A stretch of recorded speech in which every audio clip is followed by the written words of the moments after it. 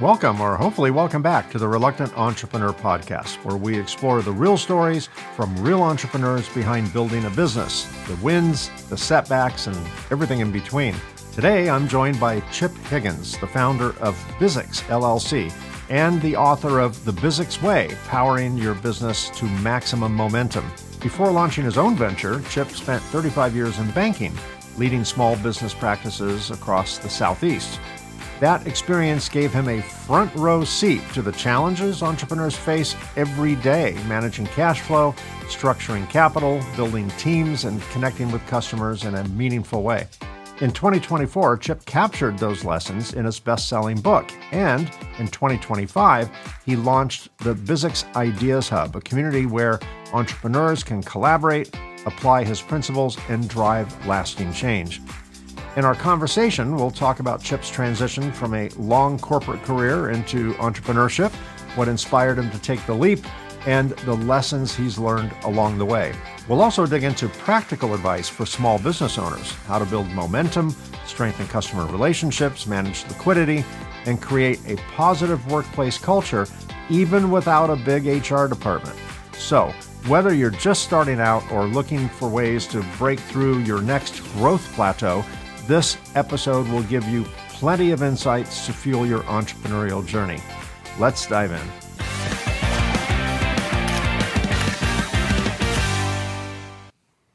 Hi, Chip. Thanks for joining me today. Oh, I'm so thrilled to be here. Honestly, thank you for having me on. Yeah, you're welcome. Thank you for being here. I'm looking forward to our conversation. So you spent 35 years in the banking world before Bizzics. What was the turning point that pushed you to make that leap into entrepreneurship?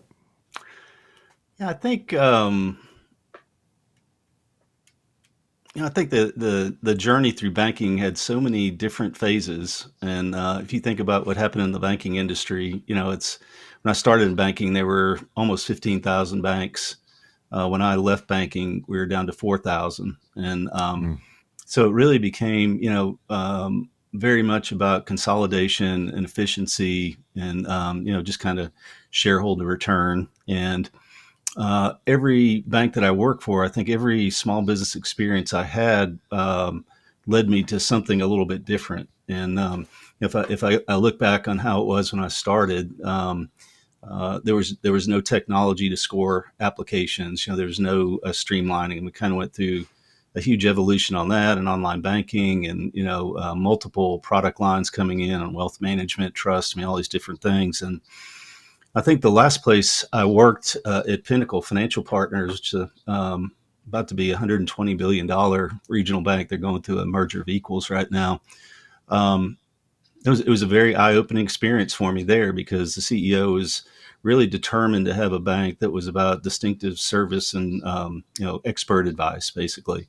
And the advisory part really ruled the day for my job. I was really trying to figure out how to get advice to small business owners on scale, which is really difficult. When you think about branch distribution systems and where small business owners typically end up in a bank, you've got thousands and thousands of customers that are eager for advice or information in a very congested channel that are dealing with, retail customers, fraud prevention, all kinds of things. And I think I just had this realization that, after 35 years that I'd kind of, I would say I'd done what I needed to do, or it just felt like there was a fork in the road that I'd seen so much with small business owners and how much they desired good information, good relationships with each other, kind of a pathway, a very lonely world.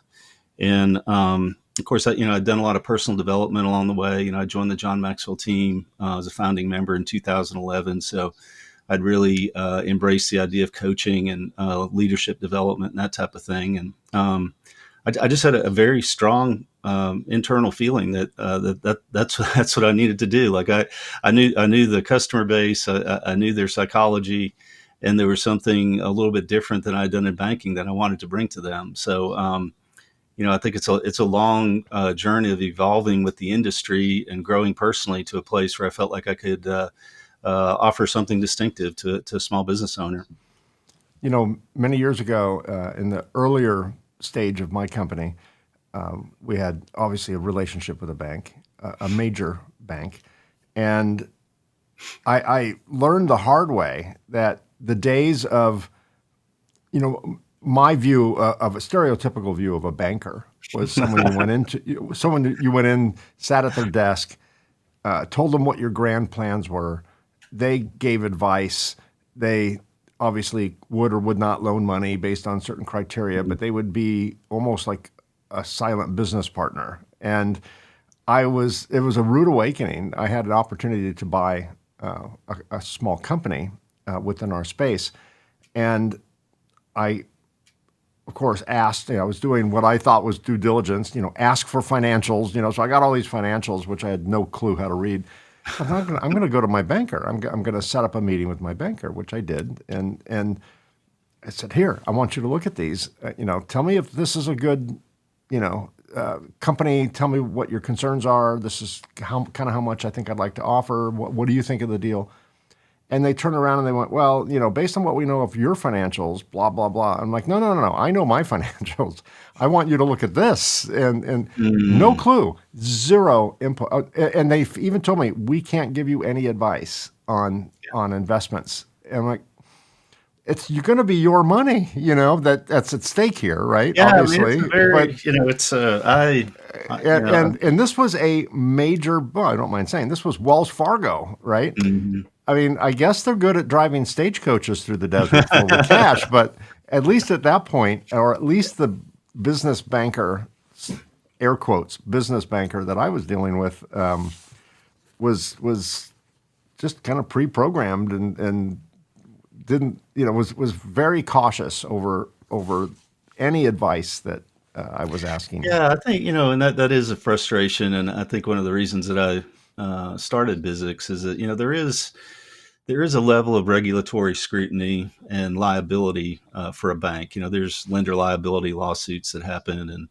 and people get in trouble, and the finger pointing starts is like, well, Mike told me to do this, and it turned out awful, and I lost my company, Yeah, and that type of thing. So I think sure, there is a certain reluctance there, and just fundamentally, what banks are, they're not equity organizations. So I guess my apologetic approach to your experience would be like when you got to be right 99.8% of the time. You get a little skittish at times. And that's unfortunate. But I think what you're describing to me sounds a lot more like the problem that I experienced, and I felt like I needed to deliver a solution to. Is that sometimes people are not trained for the job. It's kind of like they are doing multiple things, and you might have a title, but have you really gotten any experience or acumen around business? And what I found in banking was that people love their relationships. They're very good at following disciplines, fraud and just kind of compliance things that have to be sure. followed. All But important things, by the oh way. yeah, Yes, yeah, yes. I mean, yeah. I'm grateful for all the services Right. every bank I've ever dealt with has provided. Don't Yeah, get me wrong. yeah. But Um, I also think there's a point where when you're advocating for a client, and you start expressing like extreme belief in their ability to do things, that it starts becoming kind of over the top. And whose side are you on here? It's like, yeah, are you representing the client or the bank? And that is a dangerous thing. I mean, I think sometimes people can get blinded by relationships, but I sure. just think that part of advice, and not even advice, but it used to be that you'd go into a bank or a branch, and there was somebody there that had been there for 20 or 30 years. They knew the community. They'd seen some ups and downs in the economy, and they could at least tell you, like, I've seen this happen before, and it's something you ought to be aware of. And I think now it's just seems like a very churning, sales-oriented environment, which is not bad if you're providing good solutions. But I think the depth of conversation that you typically have in a bank is not really aligned to feeling like, wow, Chip gave me 4 things to think about today. And I think I just believe there's a way to do that, like in a coaching dynamic. Yeah, We're really encouraging people that are being coached to come to their own conclusion about things. And what you're really doing is resourcing ideas, curated ideas that work, and allowing people to work with them, and just kind of staying in touch with them. So I think that, that's really what I aspired to do when I started Bizzics in 2019 is, with the wealth of experience and a general model around business momentum that ultimately, took shape in my book, that people can own the answers that they're implementing. And I think sometimes people are surprised at how much they can do with just a book. I mean, I've seen many people take one solid book and just follow the roadmap and have 90% of it going in their business, within a year. And if you're choosy about what systems you're putting in and you have curated ideas at work, I think that's a really good outcome for everybody. There's a high level of ownership in it and understanding of it and how it works. And sometimes it doesn't work that well if you have a consultant approach where somebody comes in and starts telling your people what to do and they leave, and then nobody's bought into it or even understands it. It's a difficult dynamic. Yeah, a couple of bullet points to go back to. You mentioned the word coach. I think your 35 years of banking allowed you probably not to be a coach, but certainly an armchair quarterback. Right. I would imagine you've seen what success looks like. You've seen what failure looks like through clients, Yeah. and at Yeah. some point, I would assume you started piecing together the common attributes of the successful companies and the common attributes of the companies that failed or lean Mm. toward failure. Yeah. That is a huge gift to be able to be a fly on the wall and see. I would imagine after 35 years, you could probably begin to predict the path that a company might take just based upon, I don't know, Yeah. the Yeah. That's personalities fair. or business decisions or financial flags, positive or negative flags. I would imagine you were pretty good at fortune telling at that point. Yeah, I mean, you have to be in banking.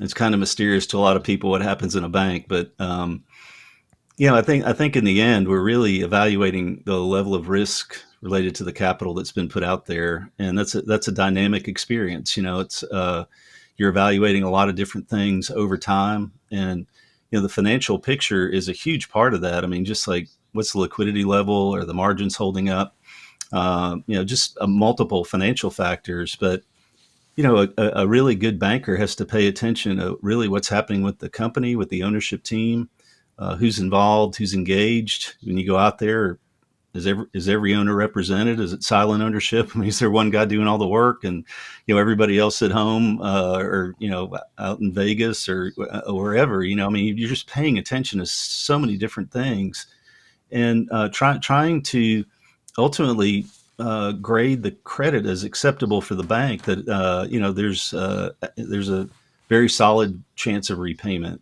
And so I really think that was, as I started into banking, the financial part of it really overrode. It was so tangible. It's like you get all these ratios and you can pick up a financial statement and see like how much debt compared to the equity and liquidity, and I mean a lot of different things like that. But I think as you stay in it longer, you start to notice some of the things in my book, which are the energy around the company. When you show up for a site visit, and you're talking to people in the company, and you kind of have a sense about whether people are engaged or not, and whether the owner's engaged, whether they're checked out. I mean, just basic things like that, and just asking a few very specific questions to the ownership team about what are you trying to do. I mean, it's your industry, every industry is changing over time, and like from where you started to today, do you still have the same target segment with the same product? Because that would be a little bit unusual that you had the same thing, the same idea that you're bringing to people. So you're evaluating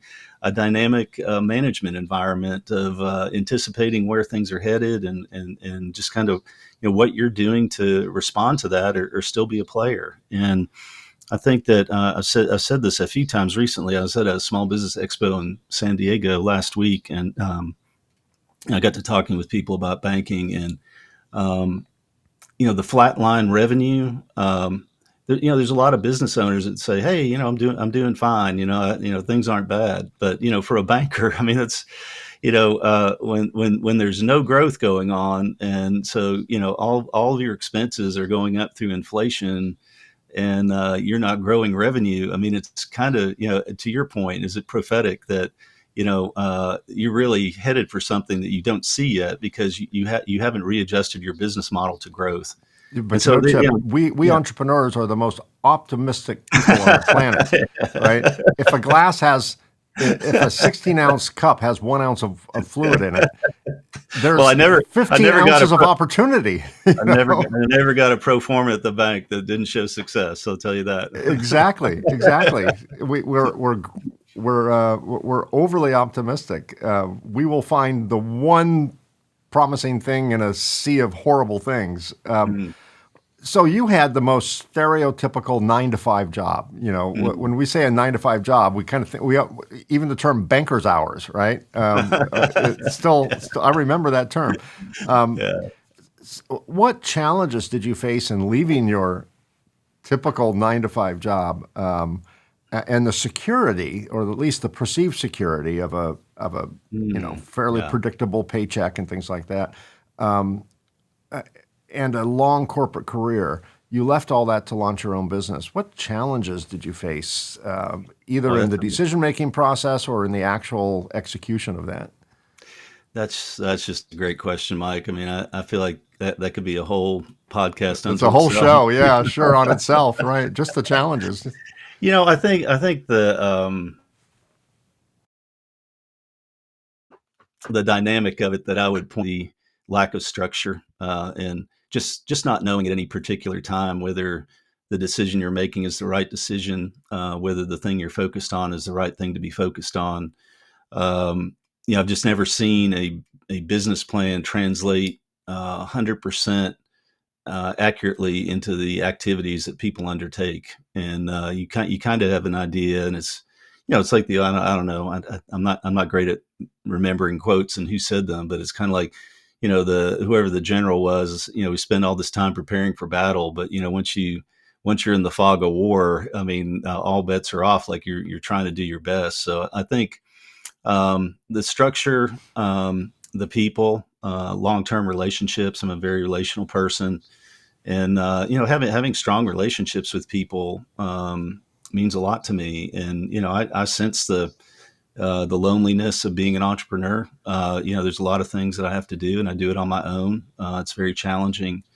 But I think the question, it really ties into the first chapter of the book where I talk about energy, because um, there's potential energy and kinetic energy, and it takes a lot of commitment to move from a potential state of, hey, this would be a really good thing for business owners that I think could help them more than I'm helping them today, into I've made a decision to move on, and just kind of accept that things are going to be different, but over time I'm going to end up in a better place. I mean, it's a very challenging decision for any entrepreneur to make. And of course, all the self doubt that comes with it, the imposter syndrome, it's like, you get on Amazon and you see all these books, and it's Michael Gerber and traction. And it's kind of like, well, what do I have to offer? And, you have to be really confident in yourself that you really believe that there's something uniquely different about what you're doing that's going to help people. And, man, what a challenge that is. I mean, that's like a lifetime of psychology and messages you've gotten from people, and just being in a comfort zone, the inertia of being in a successful career, which I mean, it's probably one of the tough. It's outside of just making that decision. I was going to get married. I mean, it's the biggest decision I've made by far. I mean, it's Yeah. just there's a lot to it, but I think as we You know, get when older, too, I when you think, talk about, sorry to interrupt, before I forget, when you yeah, talked about potential and kinetic energy, it brought me back to my flight school days. yeah, that's right, that's I'm a right. licensed It's the private same with pilot, people. and it's the same. Yeah, I mean, sorry to sidetrack this, but No, that's great. I equate what I learned in the cockpit to business. To your point, the potential energy and Oh, kinetic energy, we're and soulmates, Mike. and Oh and the yeah. three rules of every pilot, the three rules of every pilot, at every moment: aviate, navigate, communicate. Right? I That's mean, it. every Oh, pilot knows that, you whether got you're a book in you, flying, Mike. Yeah, United or a little Cessna 172. right. And so many of my early mistakes were based on I stopped one of those three things, right? Mm-hmm. I was so concerned about covering payroll. I was so concerned about cash flow that that's all I concentrated on at the Mm-hmm. peril of every other important Right. Yep. element in my company. So I would be so worried about covering payroll next Thursday that I was making deals that were not profitable that would then cause another problem at the end of the month, but that wasn't my problem today. That's Yeah. I have another Yeah. problem That's today. strong. That's I won't have strong. to worry Yeah. about the other problem if I don't solve it today. So I was just like so many pilots.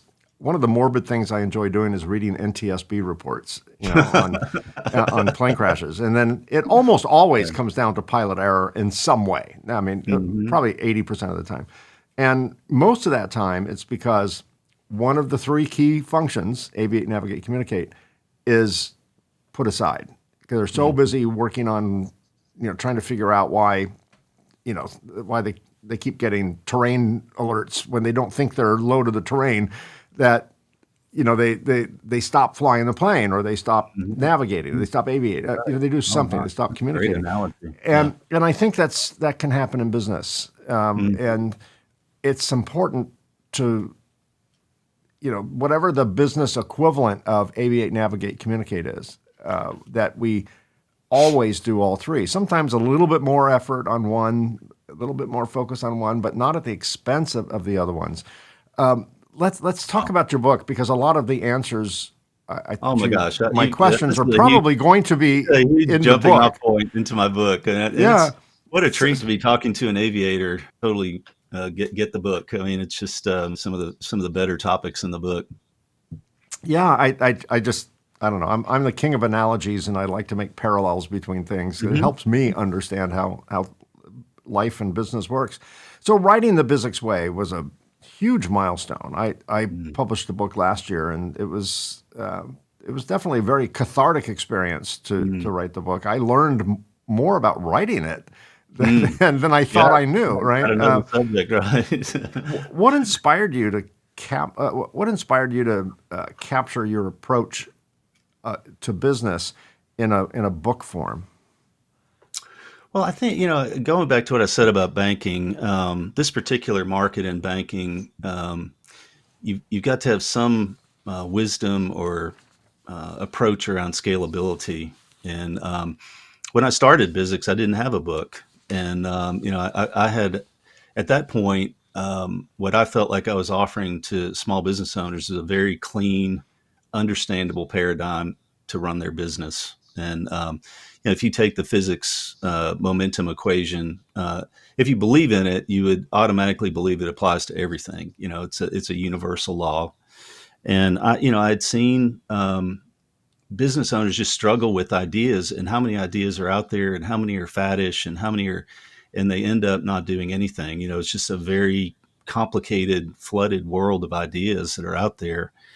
And I felt like if I could communicate with business owners one on one in a way that had a very simple underpinning of mass times velocity with energy in there, they could pick what ideas that they were going to fold into that equation. It took a while to really distill the momentum equation the way that I could communicate it to business owners. And I didn't want the book to be super scientific. I don't need to throw a lot of equations. I feel like if the concept of it works, let's tell the story around experiences and business I've known, and just kind of how business works. And that's what ended up showing up in the book. So it's it was a great experience, like you said. I mean, I learned so much about being very specific on things. Really it made me think, like, have I ever seen this in business before? It's like That's the is 35 years of banking that's going to right, right. come in And handy, it right? really, once I sat down and did it, it wasn't that hard. It was kind of, choosing what's the most engaging story I could tell at any given time, because I see it around me all the time.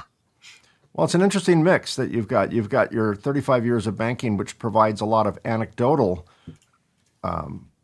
evidence, and then you've got the science side of it, which validates that anecdotal experience that you Yeah. had. So you've kind of got the experience, and you've got the science behind that experience.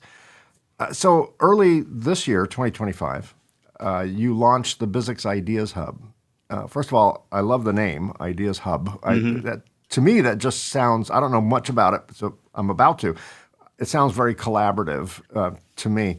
What motivated you to build a collaborative space for entrepreneurs, and how does it extend the work that you do one on one?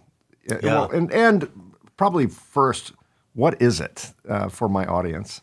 When I was at Pinnacle Bank and trying to solve for the scalability issue that we had, I kept trying to figure out how can you get really great business ideas out on a mass basis. And it took me a while to come to the conclusion. Some of the things that I did with the John Maxwell team, just the idea of mastermind groups. And so we developed a mastermind program around the E-Myth Revisited, which, just iconic small business book. And what I learned in that is that, number one, if you can learn one book, you're a pretty powerful brand out there. It's like if you've mastered one set of ideas, you're a dangerous person. You have a lot to offer to people. But what really came out in the groups was the connection among people and how much they enjoyed being around each other. The ideas were really important. I think everybody came at it from their own perspective. I mean, the mastermind worked the way that it should. I mean, people started working on their businesses in a different way and seeing some hope that they can change a few things about their business. But what I thought was really unique about it was the absolute fire when people were in the room together and how much they enjoyed and appreciated each other. And so that was the underpinning of the Bizzics Ideas Hub was there's not a lot of banks that would make the jump into having mastermind programs that their people conduct. And we built it in a way that it was safe. We weren't advising. We were bringing a book to a group, and they could make their own decisions. So I think some of the liability that we dealt with earlier wasn't present to that. But the dynamic was so good, and coaching and mastermind groups can be so expensive. Just trying to come up with another platform where people could work with the book in a different way. I mean, that was really the emphasis of it. So it's built on Mighty Network, which is a platform that's based in San Francisco, and it's I had some early experiences probably 10 years ago where I was trying to build something online for small business owners, and I realized that online education courses are not the best for a small business owner. I think they like connecting and they like having information. So I think what I ended up with in the Bizzics Ideas Hub is a very curated kind of background to every chapter in the book where they can go deeper on things like energy or culture or whatever it is. I mean, it's all related. But the most important part is that people have access to each other from wherever they are. And, in Nashville here, we have great entrepreneurial ecosystem. I mean, there's entrepreneur centers, incubation centers, but that's not the case in every community. And I just feel like we've created some kind of scalability for, group experiences and connection with people that is very valuable in its own right outside of whatever business concept might be out there. Yeah, you talk about connection with people. You emphasize client connection over customer service. I'll Yeah. repeat that: client connection over customer service. How should Yeah. entrepreneurs rethink the way they engage with their customers? Um, I'm going to be a little bit technical here and kind of try to explain this in the terms of momentum. But my book is really on linear momentum. Back to your point about being an airline pilot or having a pilot's license. So much of the velocity is really about the vector that you have, where you're going, how far, and over what time period. Right. When you So talk about momentum, you consider it that the three pillars of momentum. Am I correct? yeah, so it's mass times velocity. The mass part of the equation requires a high level of connection. What I say about mass in the book is that 98% of the mass of any natural element is contained in the nucleus. And I think that's really true for business as well. It's kind of like who are you? What's your experience level? What kind of character do you have? Who's your team? And most importantly, what's the value proposition? And you need a weighty value proposition to survive. I think that's the weight in the market. But there's also a physical part of what connection does for mass, and that sometimes it makes things a lot more denser. A lot more dense. And so pencil, lead, and diamonds are basically the same matter with completely different packing properties. So when I talk about connecting with your clients, first and foremost, it's a density issue that you're very close to them, and it creates this incredible bond that gives you power in the marketplace. So that's kind of the physical part of it. But the really driving part of that connection is your ability to innovate and adapt to the mindset of your customer. And when you're connected and you're talking to them, almost everybody does a Google survey of some kind right now, but it's data. And I'm a big advocate of walking around and talking to people and understanding what's on their mind and what they're thinking about next. And I think that level of connection, gives you an agility in the market to be out ahead of your competitors and thinking about the next thing. And you're not monolithic and on a flat line. There's something new that you're going to try that feels probably a lot like the first steps of your entrepreneurial venture that you engage to begin the business. It's just like, what's the next best thing, and how am I going to test it and scale it? And my company will survive over time if I can do that. So that's I finally found the word, Mike. It's angular momentum, and angular momentum is how things spin. And if you look at business, there's a lot of looping in business of reinvestment of capital, circling around with employees, circling around with your customers. And when you have that kind of spin to you, it's not a stretch of a metaphor to say that, you have two different power sources working, that you're moving forward in a direction, but you're also spinning in a way that kind of throws competitors off to the side.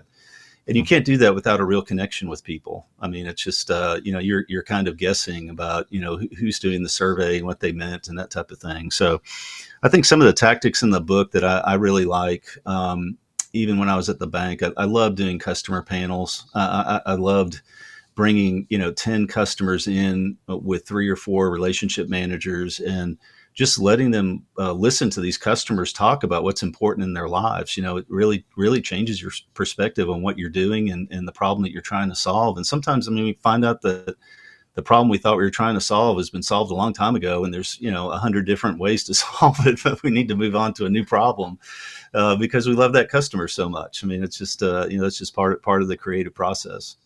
When I was one of the things I learned in my business was this technique, and I don't think I discovered it. I think it was suggested to me when I was part of a CEO peer group, and it was an acronym, MBWA, Management by Walking Around. And I started practicing that every morning, 5 days a week. I would go onto the factory floor and just, without an agenda, by the way, Yeah, and just that's go right. up to every single person. And sometimes it was just, hey, how you doing? And move on. And sometimes it was a meaningful conversation. It just depended. And I learned so much from that experience. Just being present Being to people. present, And opening up, listening, mostly right, listening, very little right. talking on my part. Yeah. And what I would learn was way more than I could have through, key indicators and metrics Yeah, and the things like that. workplace environment survey, or whatever people are filling out. It's Yeah. just not, it's not the same. And the other thing that I always come back to on connection, whether it's customers or your employees, or wherever you're connecting, is that one of the things that came out that's kind of ties into when I was talking to my friend Marcus, the physicist, about this, is just how important energy is to a business being successful. And every one of those interactions produces energy. Anytime you have a compound over a mixture, heat is produced. There's some type of energy produced by you walking around, Mike. It's you may not totally understand it, but to move the business forward, particularly as you grow, it's like more and more energy that you need to move the business forward. And all of those connections are total energy fields for your business. Whether it's the customer or the employee, that something is happening in that space between the two of you that gives you the oomph to continue to drive the business forward, regardless of what you learn. You're going to learn all kinds of things, just hanging out with people and observing. But you need to do everything. Every single energy source that you can find in a business, you need to tap into it, because in the end, it's probably the most important thing, is people are energized about the work they're doing. We're starting to run out of times, and there's a several more questions I want to get in, so we're going to have a little No, shotgun, please, yeah. a little Yeah, shotgun yeah. Fire experience away. here. Yes. I deserve it. No, not at all. No, this is, I mean, we may have to have a part two. Liquidity is something that you stress Oh, as oh my vital gosh. for daily Mm, operations. And anyone who's been in business will go, duh, yeah, the Captain Obvious, right? I mm. mean, that's obviously we need to be liquid. What practical steps can small businesses take to manage cash flow more effectively? I mentioned earlier that I was making fear-based decisions. The aviate, navigate, communicate thing failed me because I Right. didn't do all three. I was only concentrating on bringing in cash, Yeah. which Yeah, I'd like ironically to. caused me Yeah. not to be liquid, right? But, because at some point I wasn't bringing in enough cash, Yeah. and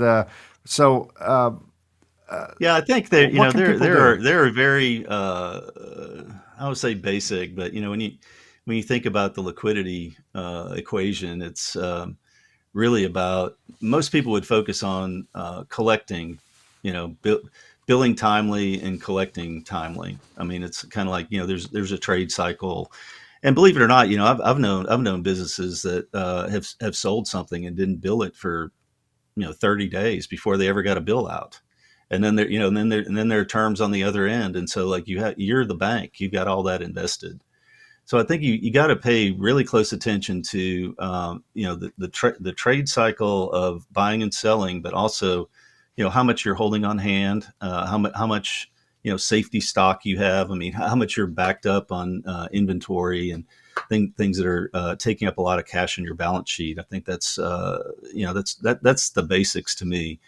I think the really advanced part of liquidity really goes to the income statement and your margins, and it almost goes hand in hand. When I see low margin businesses, you almost always have a liquidity issue, and getting paid fairly for the value that you're bringing is difficult when you're starting out. You're so desperate for revenue that you'll do just about anything.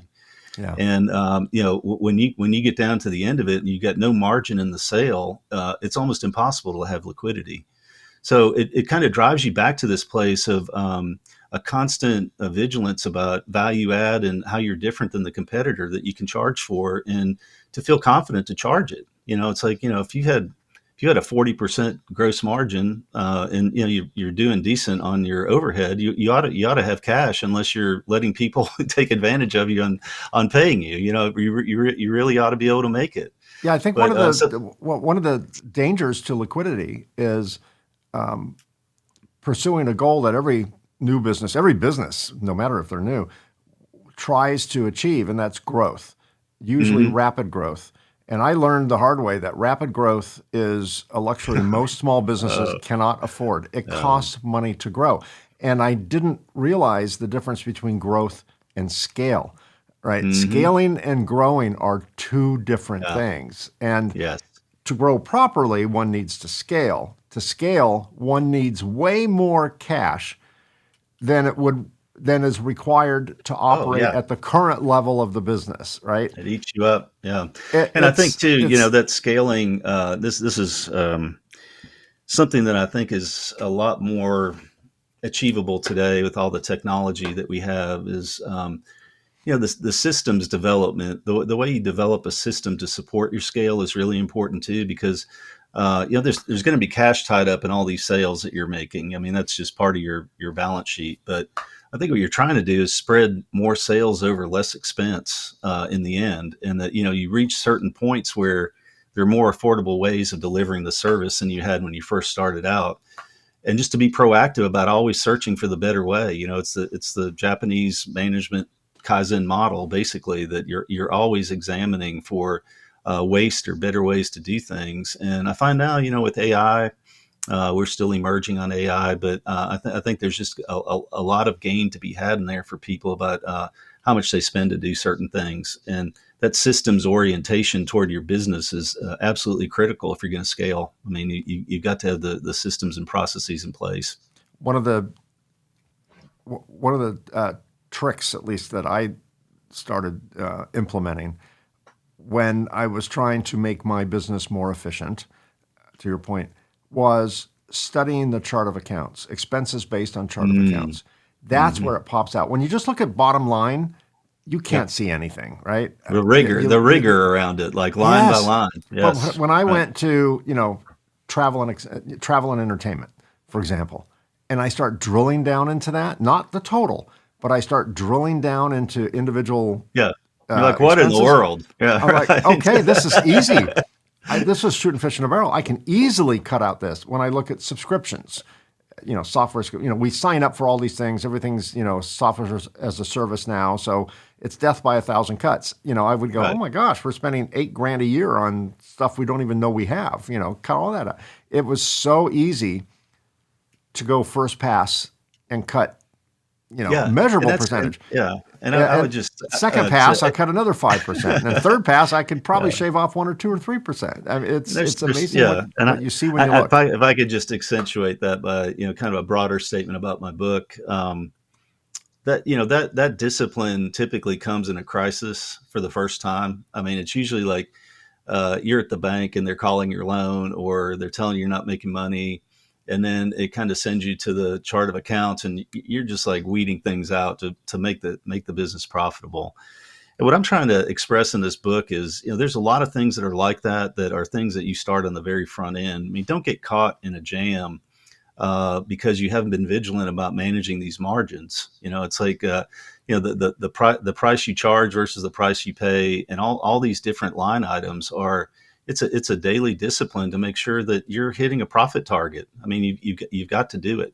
And sometimes we just take our eye off the ball. But I mean, whether it's that or people or whatever it is, like you can ignore it for a period of time, and then you realize like there's something wrong here. I can't outgrow the culture that I have. And next thing you know, it's like $50,000 consulting fee or something. It's like some astronomical number. And these are all things that can start on a very micro level. And that's one of the things that I'm really trying to encourage people in the book is like, think about the most essential things and get started on it right away, because you're going to need it. And it's hard to fix something. Yeah, it's hard to fix your plane when you're in the air, Mike. Right? That's very true.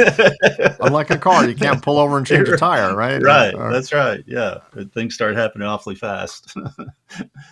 As we wrap up, let's start talking about leadership for a moment. Leadership development is often overlooked in smaller companies. Wow. Why is it so important?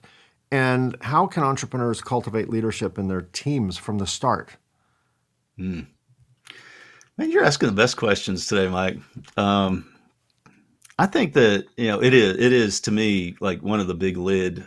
John Maxwell's got this law of the lid that you can't outperform your leadership level, and it shows up in small business in a very big way, because I think there's a lot of entrepreneurial minded people that want to come up with solutions and make things different for some part of the population.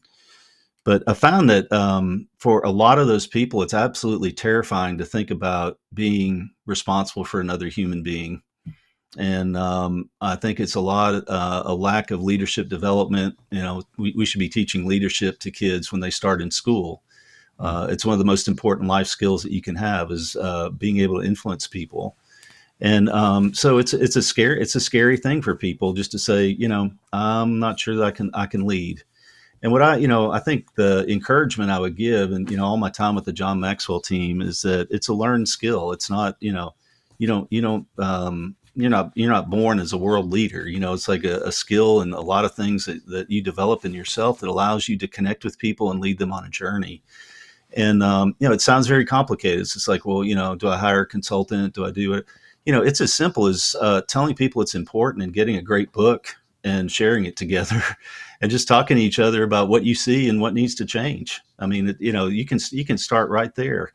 And, my favorite kind of entry level is Leadership is an Art by Max Dupree. It's only like 120 pages long. The guy was an amazing business leader that built a, multiple six-figure, $1 million business.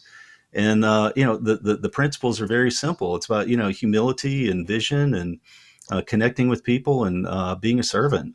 And so I wouldn't be daunted about it. I think that people want to be led. They want to be led by people that know what they're doing. And the sooner you start practicing with yourself, that's a big John Maxwell tenet, is like the hardest person you'll ever lead in your life is yourself.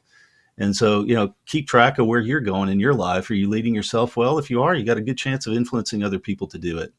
And don't waste time. I mean, don't sit around thinking about it, because you're going to need it. I mean, you're going to reach a point where the opportunity has outscaled your capacity to fill it. If you really haven't developed a leadership mentality, it's going to be absolutely critical for you.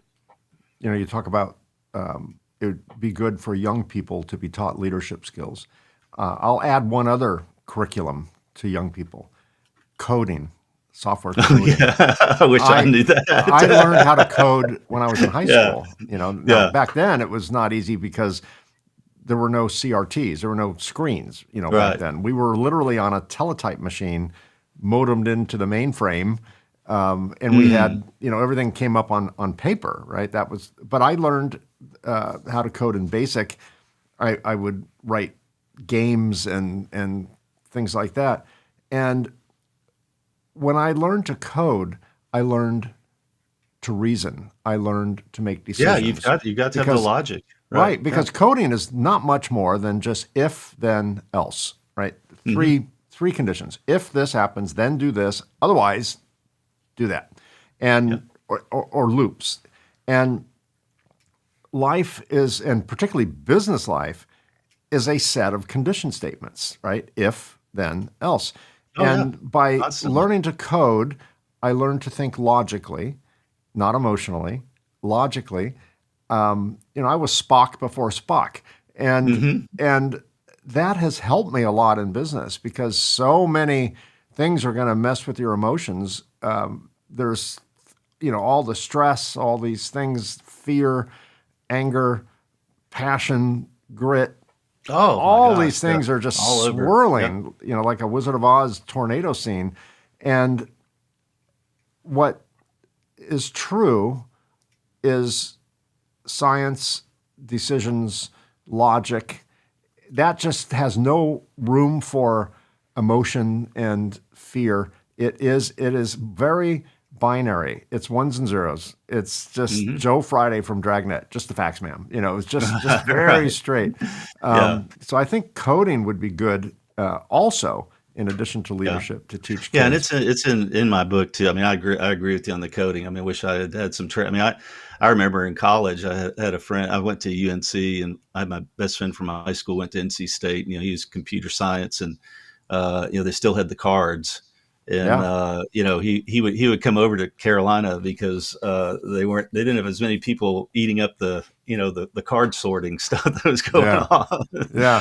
But I did want to make one more comment, I guess, about the book that I think illuminates the leadership thing. There's a really chapter 6, I think it is, on inertia, is all about leadership and how we decide to make adjustments and not stick with the same. It's and how we empower people to notice things that we need to change. But the kind of the case study in that chapter is a friend of mine that has a school in Uganda, and I did a bunch of leadership training over there for him. And that was his big thing. Is like, Chip, I want this to be a leadership incubator from the time they start in school. Like, I always want these kids having a mindset toward leadership and true leadership, not the kind of, positional type stuff that you find in a third world country. I hate to disparage, but I mean, it's a little bit different thing than what we typically think of in leadership in the U.S. So I do think that the mindset toward it really opens the space to grow into it. And the sooner we grow in, the more we're capable of doing. I mean, it's just,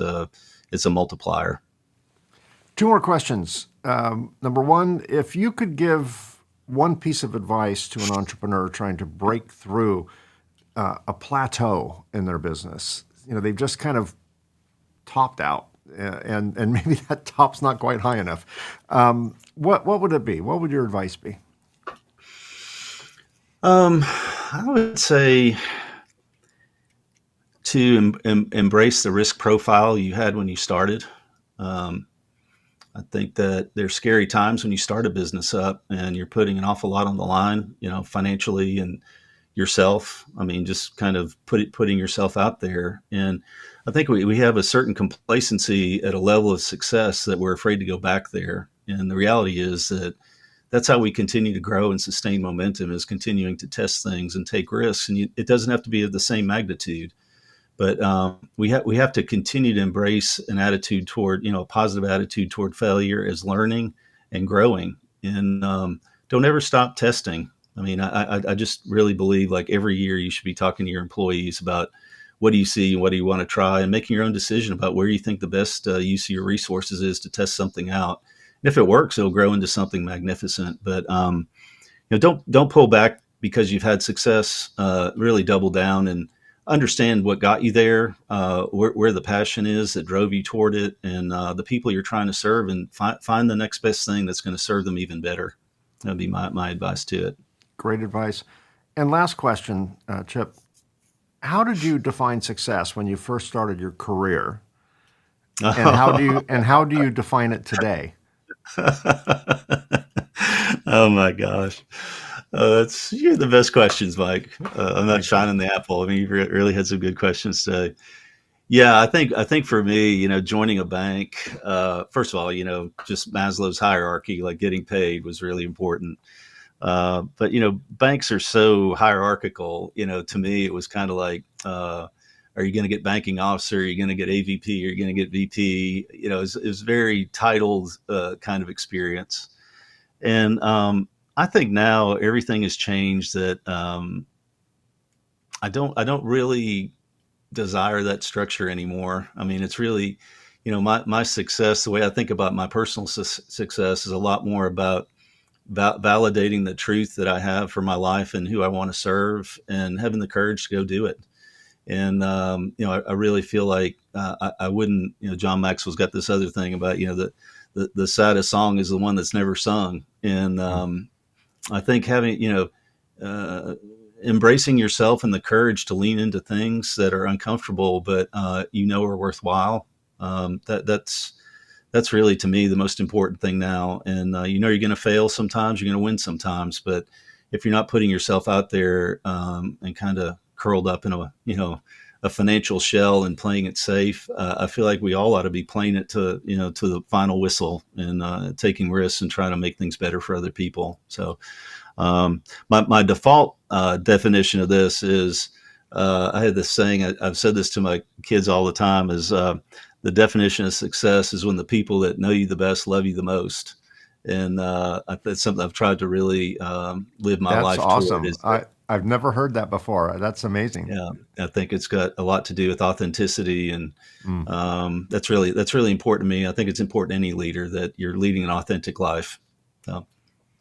Well, that's a great way to end this conversation. That's definitely a high note. Mike, I can't thank you enough. I mean, whatever technical challenges we had, I'm very sorry for that. But we get through it. Every bit the conversation I thought it would be, and I really appreciate the time with you today. Honestly. Yeah, well, I'll tell you, business isn't easy. We both know that. Technical challenges, that's nothing compared to what we've been through, my friend. So, Right. Yeah. For my audience who would like to get information on Chip's book, the URL for it's on Amazon. I'm assuming correctly. Okay. Hard copy, audio, and Kindle. Yeah. All right, versions. You did all three. Yeah. Yeah. Well, I did the paperback, Kindle and Audible version. Did you narrate it yourself? No, I had someone do it. Okay. I was so overwhelmed by that time. I couldn't imagine. Right. It had been so much work. Yeah, I did mine, and it's a bit of a project. But at any rate, for my audience who would like to pick up a copy of that book, I will have links to it on the show notes. If you're watching this on YouTube, just look down here somewhere. If I could mention one other thing for you. Sure. Right here, Mike. The other thing that I've done this year that I'm really excited about is I've got an AI agent for the book now called Bizzics On Demand. And so basically it enables people, if you go to my website, bizzics.com/on demand, it gives you 24/7 access to me, basically. It's ingested my book, all my articles, everything that I've written. It's a very conversational experience for people that, don't necessarily have the financial resources for a coach, and they're very strapped for time. It's a 24/7 thing that you can build a relationship with and really understand your business. So again, the theme in the book is scalability. To me, that's the final scalability point is like you've got someone to talk to 24/7, and they talk just like me. So anyway, because I wanted to mention all that bot knows is you, right? You're its father. That's right? it. So That's it. yeah, It's trained. It's properly trained. Yeah. And I left out all the bad parts of my life, Yeah, there you go. Yeah, there you go. It's got a very filtered view. But Yeah. the great thing about it is, even though we call it AI, there's nothing artificial about the advice that Chip is giving. Right. So again, if you want to get more information on where to get the book, just look at the show notes. If you're listening to this on your favorite podcast app, when it's safe to do so, pull over and look at the show notes on your podcast app, and you'll see information on how to get the book. And you'll also see information on how to access Chip's company, Bizzics. The URLs will all be there as well. So Chip Higgins, Bizzics, thank you so much Mike, for being my guest today, providing some very sage advice. And you've restored my faith in bankers, my friend. I'll just be an ambassador for the industry, right? They need one. They need one, and you're a great one. We're just misunderstood. Yeah, right. That's true. Yeah, that's true. Well, I think a lot of bankers and the cops share the same. Police officers share the same thing. No one really appreciates them until they need them, and then we don't appreciate them in between all that. So, Chip, thanks for being my guest. It's been amazing. Thank you, Mike. It's been great. Thank you very much. Well, that's a wrap. Thanks for joining me on this episode of the Reluctant Entrepreneur Podcast. A very special thanks to Chip Higgins for being my guest on the show. You can find the Reluctant Entrepreneur Podcast on all major podcast platforms and on our YouTube channel. We've been busy recording future episodes with fascinating guests, so be sure to subscribe and get notified when new episodes drop.